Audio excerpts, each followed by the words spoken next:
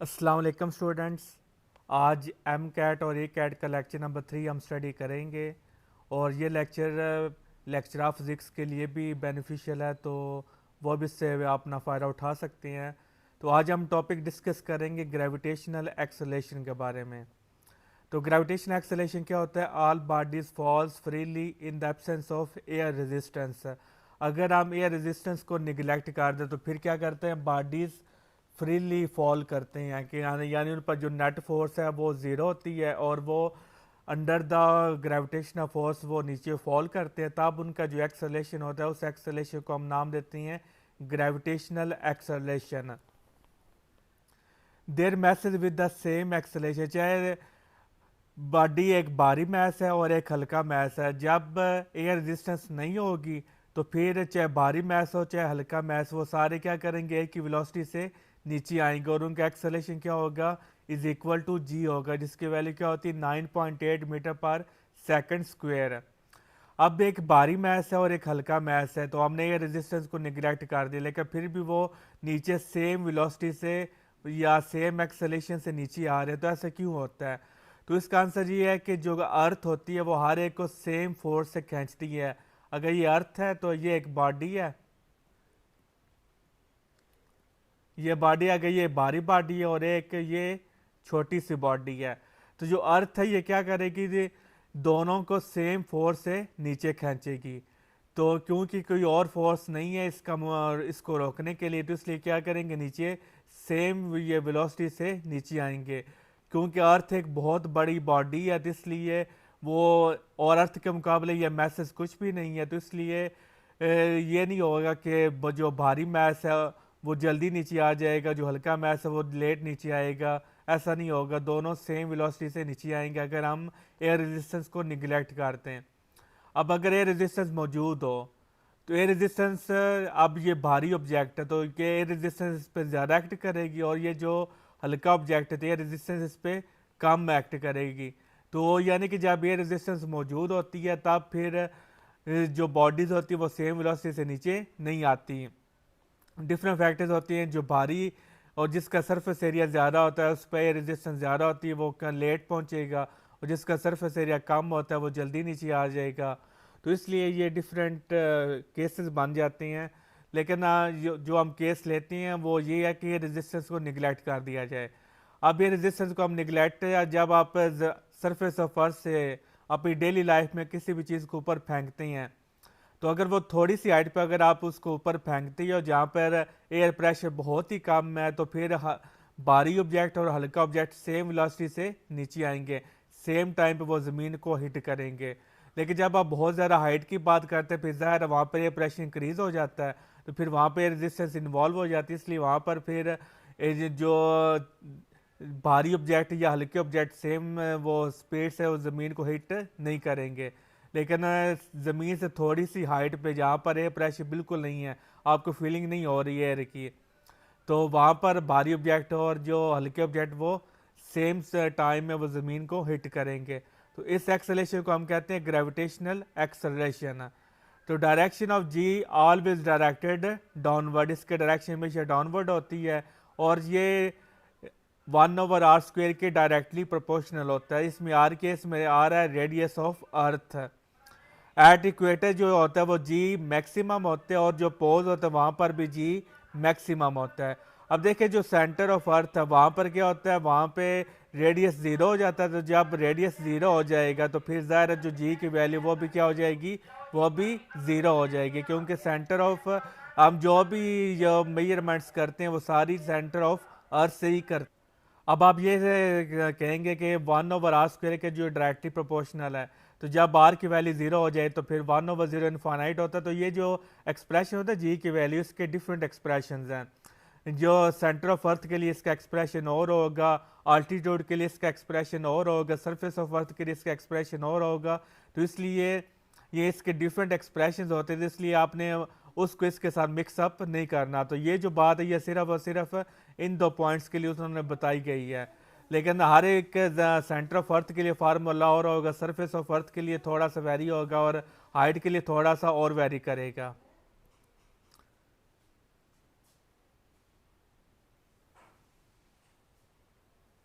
तो नेक्स्ट है from surface to depth. आप यहाँ देखें, यहाँ पर फार्मूले चेंज हो जाएंगे।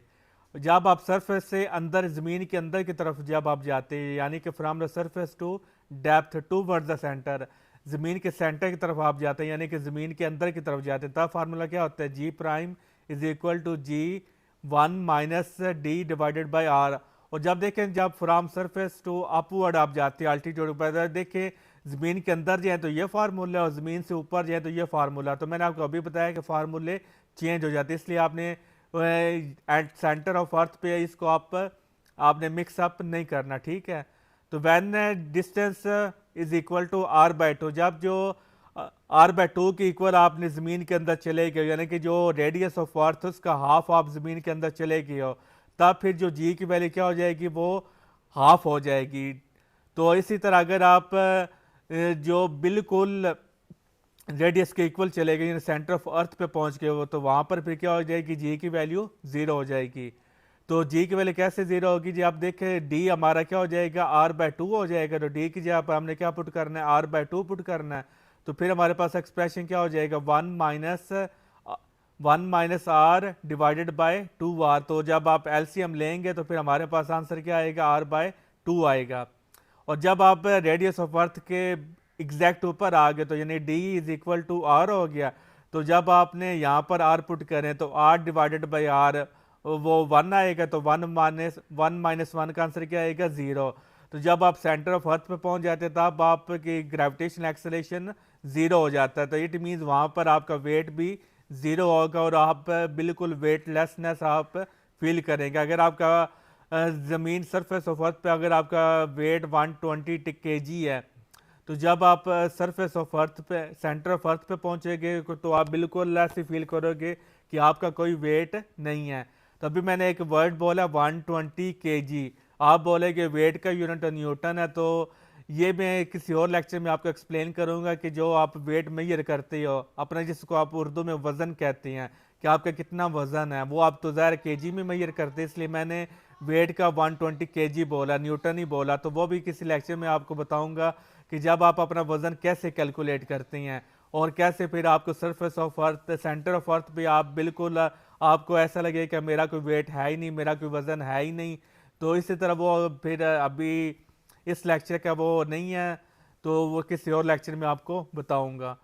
तो जब आप सरफेस ऑफ अर्थ से ऊपर जाते हो तो फिर क्या होता है, फिर भी वैल्यू ऑफ जी डिक्रीज होती है। ज़मीन के अंदर भी जाए तब भी value G of G decrease होती है, ऊपर जाए तब भी वैल्यू ऑफ जी डिक्रीज होती है। तो मैक्सिमम जो वैल्यू ऑफ जी है वो at the surface of earth होती है। कितनी होती है, 9.8 मीटर पर सेकंड स्क्वायर। अगर आपसे पूछते हैं कि मैक्सिमम वैल्यू ऑफ जी कितनी है और कहाँ पे होती है, तो आपने बताना है मैक्सिमम वैल्यू ऑफ जी 9.8 होती है, वो at the surface of earth होती है। तो from the surface of earth अगर आप ऊपर जाते हैं तब भी जी की वैल्यू डिक्रीज होती है, और सेंटर और ज़मीन के अंदर जाए तब भी जी की वैल्यू डिक्रीज होती है। तो जब आप हाइट कितनी हाइट पे चले जाए, जब आप रेडियस के हाफ चले जाए, तब जी की वैल्यू क्या हो जाएगी, 4 डिवाइडेड बाई 9, इनिशियल वैल्यू का 4/9 हो जाएगा।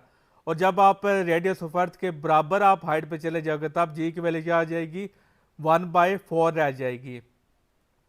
और जब आप हाइट डबल आप रेडियस के चले जाएंगे तब और वैल्यू डिक्रीज हो जाएगी। तो इसलिए ये वैल्यू डिक्रीज होती चली जाती है। जमीन जो मून पे जो ग्रेविटेशनल फोर्स कम होती है, इसलिए वहां पर जो जी की वैल्यू कितनी होगी, 1.63 मीटर पर सेकंड स्क्वायर होती है। अब देखिए अर्थ पर 9.8 होती है और मून पे 1.67 होती है। तो यानी कि मून की जो ग्रेविटेशनल फोर्स वो वेरी वेरी वीक है as compared to earth. For 1 kilometre range value of G remains same from the earth surface. तो जब सरफेस ऑफ अर्थ से आप ऊपर की तरफ जाते हो तो वो कहते हैं कि 1 किलोमीटर अगर आप ऊपर जाते तब जो जी की वैल्यू है वो 9.8 मीटर पर सेकंड ही रहती है। इन रियलिटी ये वैल्यू क्या करती है, चेंज तो होती है लेकिन बहुत ज़्यादा चेंज नहीं होती, थोड़ी बहुत चेंज होती है। तो अप्रोक्सीमेटली जो हमारा मैथमेटिकल आंसर वो 9.8 के अप्रोक्सीमेटली इसके करीब करीब ही रहते हैं। तो ये इसलिए वो बोल रहा है कि जब आप सरफेस ऑफ अर्थ से 1 किलोमीटर आप ऊपर जाएँ तो इसमें जो चेंज आएगा वो वेरी वेरी स्मॉल चेंज आएगा। तो यानी कि आप जो आंसर आएगा वो हमारा अप्रोक्सीमेटली 9.8 मीटर पर सेकंड स्क्वायर ही रहेगा। लेकिन जैसे जैसे आप बहुत हाइट पे चले जाएगा तो इसमें जो चेंज आएगा वो बहुत ज़्यादा आ जाएगा, इसलिए ये 9.8 से बहुत नीचे की तरफ ड्रॉप होती चली जाएगी। Value of G changes on earth surface due to elliptical shape of earth. जैसे कि आप जानते हैं कि जो अर्थ की शेप है वो एलिप्टिकल है, स्फेरिकल नहीं है। तो बुक्स वगैरह में आप पढ़ते हो कि जो अर्थ है हमारा वो स्फेरिकल है, तो वो जस्ट जो इसलिए हम अर्थ को सर्कल हम कंसीडर करते हैं, क्योंकि हमने जो कैलकुलेशंस करनी होती हैं तो हम क्या करते हैं, सपोज कर लेते हैं कि जो हमारी अर्थ है वो स्फेरिकल है, लेकिन इन रियलिटी हमारी अर्थ जो होती है वो स्फेरिकल नहीं होती बल्कि एलिप्टिकल होती है। तो देखें, जो मैथ वाले स्टूडेंट को तो इस चीज़ का आइडिया होगा कि एलिप्स क्या होता है और सर्कल क्या होता है। तो यहाँ पर मैं आपको बताता चला जाऊँ, ये हमारे पास फार्मूला होता है, zero is less than is equal E और लेस देन 1। तो ये हमारे पास फार्मूला होता है। इसको जो ई होता है इसको हम कहते हैं एक्सेंट्रिसिटी। अब देखिए, जितनी ई की वैल्यू ज़्यादा होगी उतनी वो चीज़ क्या होगी, एलिप्स होगी। यानी कि जितना आंसर 1 के करीब आएगा वो चीज़, वो शेप हमारी एलिप्स होगी, और जितना आंसर 0 के करीब होगा तो वो हमारी चीज़ क्या होगी, सर्कल होगी। अब अर्थ को हम स्फेरिकल क्यों मानते हैं, रियलिटी तो वो एलिप्टिकल है, लेकिन हम क्या बुक्स वगैरह में जहाँ पर भी हम पढ़ते हैं हम कहते हैं अर्थ स्फेरिकल है। वो इसलिए हम स्फेरिकल मानते हैं क्योंकि जो ई की जो वैल्यू है वो 0 के करीब करीब है, 1 के करीब नहीं है। 0 के करीब होने का मतलब है सर्कल, यहाँ पर मैं लिख भी देता हूँ, इसका मतलब है सर्कल, और इसका मतलब है एलिप्स। अगर आप 1 के करीब जाते हैं तो इसका मतलब है कि वो जो शेप है वो उतनी ज़्यादा एलिप्स है, एलिप्टिकल है। ठीक हो गया। अब जो अर्थ है वो हमारी, उसकी जो ई की वैल्यू है वो किसके करीब है, वो 0 के करीब है, यानी कि वो बहुत ज़्यादा उसमें सर्कल शेप मौजूद है। टोटल सर्कल नहीं है बल्कि सर्कल की करीब करीब है, यानी उसकी वैल्यू 1 से दूर है और 0 के पास है। ना वो टोटल सर्कल है ना वो टोटल एलिप्टिकल है। तो आप कह सकते हैं कि ज़्यादा सर्कुलर है और थोड़ी सी एलिप्टिकल है। इसलिए फिर हम क्या करते हैं, हम ये सपोज कर लेते हैं कि जो हमारी अर्थ है वो सर्कुलर है, स्फेरिकल है, क्योंकि अर्थ हमारी ज़्यादा सर्कुलर है और थोड़ी सी एलिप्टिकल है, तो इसलिए हम इसको इग्नोर कर देते हैं। और एक बार आपने हमेशा याद रखनी है कि फिजिक्स में आप जो भी चीज़ें इग्नोर करते हैं तो इन रियलिटी इग्नोर करने से उसका कोई इम्पैक्ट नहीं पड़ना चाहिए, तब आप इग्नोर कर सकती हो। जहाँ पर वो चीज़ बहुत बड़ी हो तब आप उसको इग्नोर नहीं कर सकते। जैसे बहुत ज़्यादा हाइट पे आप चले जाएं, वहाँ पर एयर रेजिस्टेंस बहुत ज़्यादा हो जाती है, तो वहाँ पर आप जी को, आप एयर रेजिस्टेंस को इग्नोर नहीं कर सकते। जो हम न्यूमेरिकल्स में पढ़ते हैं कि एयर रेजिस्टेंस को निगलेक्ट किया, वो इसलिए किया कि वो हम बहुत ज़्यादा हाइट की बात नहीं करते, क्योंकि जब हम बहुत ज़्यादा हाइट पर नहीं होते तो एयर रेजिस्टेंस ना होने के बराबर होती है, बहुत ही थोड़ी सी होती है। जैसे मैंने आपको बताया भी है कि आप थोड़ी सी सरफेस ऑफ अर्थ से थोड़ी सी हाइट पे आप एक भारी ऑब्जेक्ट और एक हल्का ऑब्जेक्ट फेंके तो वो दोनों ऑब्जेक्ट सेम टाइम पे ज़मीन को हिट करेंगे, क्योंकि यहाँ पर जो है रेजिस्टेंस है वो ना होने के बराबर है। तो इसलिए फिजिक्स में जो भी चीज़ हम इग्नोर करते हैं सिर्फ उसी को इग्नोर करते हैं जो ना होने के बराबर होती है, यानी कि जिसको इग्नोर करने से कोई फ़र्क ना पड़ता। लेकिन अगर वो चीज़ बहुत ज़्यादा क्वांटिटी में मौजूद है फिर आप उसको इग्नोर नहीं कर सकते, फिर उसको सॉल्व करने के डिफरेंट मेथड होते हैं। अब चूंकि अर्थ हमारी क्या है, वो थोड़ी सी एलिप्टिकल और ज़्यादा सर्कुलर, इसलिए हमने इसको एलिप्टिकल को हमने इग्नोर कर दिया और सर्कुलर को हमने कंसीडर कर दिया, क्योंकि हमने मैथमेटिकल कैलकुलेशन करनी थी। अगर हम थोड़े बहुत ज़्यादा सर्कुलर ऐसी शेप अगर हम ले कि जो बहुत ज़्यादा सर्कुलर हो, थोड़ी सी एलिप्टिकल हो, तो उससे फिर जो मैथमेटिकल कैलकुलेशंस वो बहुत ज़्यादा डिस्टर्ब हो जाएंगी, बहुत ज़्यादा मुश्किल हो जाएंगी। इसलिए एक ही शेप को हमने एट ए टाइम कंसीडर करना, तो इसलिए हमने क्या किया, हमने सर्कुलर को कंसीडर कर लिया, एलिप्टिकल को कंसीडर नहीं किया, क्योंकि एलिप्टिकल थोड़ी सी क्वांटिटी में मौजूद है और सर्कुलर बहुत ज़्यादा क्वांटिटी में मौजूद है। तो अब होप सो आपको ये पॉइंट क्लियर हो चुका होगा। तो वो लिखता है कि value of G changes on the earth surface due to the elliptical shape of earth as value of R changes from equator to pole. तो वो वैल्यू ऑफ आर चेंज हो रही है, तो लिहाजा value of G in a body orbiting the earth is 0। अब एक body जो अर्थ के गिर्द रिवॉल्व कर रहा है तो उसकी वैल्यू ऑफ जी क्या होती है, 0 होती है। बहुत इंपॉर्टेंट पॉइंट है। नेक्स्ट है मैस एंड वेट। तो ये जल्दी जल्दी से हम इसको ओवरव्यू कर लेते हैं। मैथ हमारा क्या होता है, क्वांटिटी ऑफ मैटर होती है। तो क्लासिकल मैकेनिक्स के मुताबिक मैथ हमारा चेंज नहीं होता, लेकिन मॉडर्न फिजिक्स के मुताबिक मैथ हमारा चेंज होता है। तो अभी आप क्योंकि एम कैट और ई कैट में पढ़ रहे हो, तो इसलिए अभी आपके मुताबिक जो मैथ है वो कांस्टेंट है, वो चेंज नहीं होगा, क्योंकि अभी आप छोटी फिजिक्स पढ़ रहे हो। तो मैथ क्या होता है, क्वांटिटी ऑफ मैटर होता है, ये रिमेन्स सेम एवरीवेयर होता है। ये बात आपने याद रखनी है, remains math remains same everywhere. ये बात सिर्फ और सिर्फ क्लासिकल फिजिक्स के अकॉर्डिंग है। मॉडर्न फिजिक्स के मुताबिक मैथ कांस्टेंट नहीं होता, मैथ चेंज होता है। लेकिन आपने पेपर में आपने रिमेन सेम पे ही आपने टिक करना है, ठीक है। लेकिन आपको कंसेप्चुअल बात भी पता होनी चाहिए कि मैथ कांस्टेंट नहीं होता, मैथ भी चेंज होता है। तो मैथ हमारा क्या, स्केलर क्वांटिटी और इसका यूनिट है kilogram.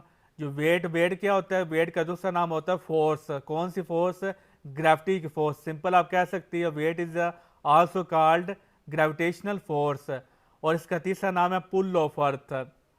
On a body toward the centre of earth, ये वेक्टर क्वांटिटी है और इसका यूनिट है न्यूटन। न्यूटन किसके इक्वल होता है, किलोग्राम मीटर पर सेकंड स्क्वायर। ये आपसे पेपर में पूछा जा सकता है कि 1 न्यूटन किसके इक्वल होता है, किलोग्राम मीटर पर सेकंड स्क्वायर। पीपीएससी के पेपर में भी आ सकता है। तो जब बॉडी मूव अपवर्ड करती है तो क्या होता है, वेट डिक्रीज करता है। तो जब वेट डिक्रीज करेगा तो फिर जी भी डिक्रीज करेगा। वेट का फार्मूला क्या होता है, W is equal to M G. और 1 न्यूटन किसके इक्वल होता है, 10⁵ डाइन के इक्वल होता है। और 1 डाइन किसके इक्वल होता है, 10⁻⁵ न्यूटन। तो ये भी आपने एक्सप्रेशन आपने याद करना है, ये पेपर में पूछ जाती हैं। तो at equator G is less, so W is also small. At pole G is large, तो so weight is also large. Pole पे वेट लार्ज होगा और इक्वेटर पे वेट स्मॉल होगा। और सेंटर पे जी 0 होता है तो वेट भी क्या हो जाएगा, 0 हो जाएगा। फ्रीली फॉलिंग बॉडी, ये जो वर्ड है ना फ्रीली फॉलिंग बॉडी, इसका मतलब है कि the net force is equal to 0। एक बॉडी है उस पर जो नेट है, फोर्सेस का नेट है वो क्या है, वो 0 है। उसको हम क्या कहते हैं, फ्रीली फॉलिंग बॉडी कहते हैं। तो ग्रेविटी और अर्थ पुल टूवर्ड्स द सेंटर इज 0। तो जब फ्रीली फॉलिंग बॉडी का मतलब क्या है कि ग्रेविटी और अर्थ पुल टूवर्ड्स द सेंटर इज 0 हो जाता है, तो वेट क्या हमारा क्या हो जाता है, 0 हो जाता है। नेक्स्ट है इक्वेशन ऑफ मोशन। तो ये 3 इक्वेशंस ऑफ मोशन है और ये इक्वेशंस ऑफ मोशन है। ये हमारी हाइट के लिए हैं और ये हमारी ज़मीन पे जब हम मूव करते हैं तब ये इक्वेशन ऑफ मोशन है। तो एक बात आपने याद रखनी है कि ये जो इक्वेशंस ऑफ मोशन है, चाहे ज़मीन पर हो चाहे हाइट पर हो, ये सिर्फ और सिर्फ स्ट्रेट लाइन बॉडी की मोशन के लिए हैं। अगर बॉडी स्ट्रेट लाइन में मूव कर रही है, चाहे नीचे से ऊपर स्ट्रेट लाइन में जाए चाहे ज़मीन पर स्ट्रेट लाइन मूव करे, तब ये इक्वेशन ऑफ मोशन वैलिड है। और जब बॉडी का एक्सेलेरेशन क्या हो, यूनिफॉर्म हो, तब ये इक्वेशन ऑफ मोशन वैलिड है।